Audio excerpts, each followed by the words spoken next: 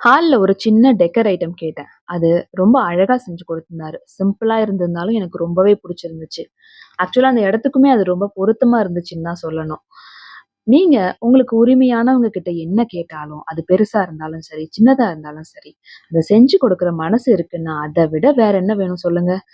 இங்க பெரும்பாலும் உறவுக்குள்ள பிரிவு வர்றதே அலட்சியத்தால தாங்க.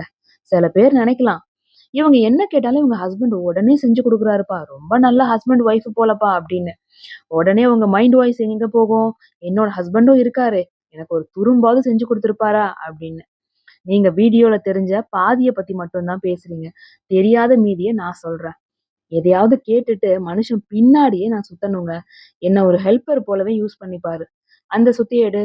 அந்த ஆணிய கம்பெனில வச்சிருக்கேன். 3வது ரேக்ல இருக்கிற 4வது டப்பாவுல இருக்கு.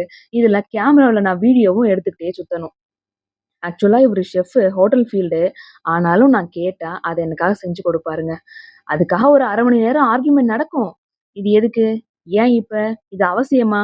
அப்புறம் செய்யலாமா?" அப்படின்னெல்லாம்.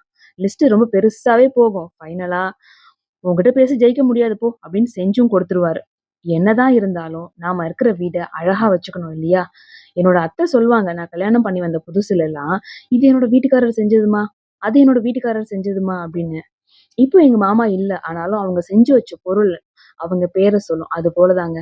நாம கஷ்டப்பட்டு செஞ்ச பொருள் தலைமுறைக்கும் தாங்குற மாரி செஞ்சா, அதுவும் நம்ம பேர சொல்லும். நாம இல்லாட்டியும். நான் சொல்றது சரிதானே?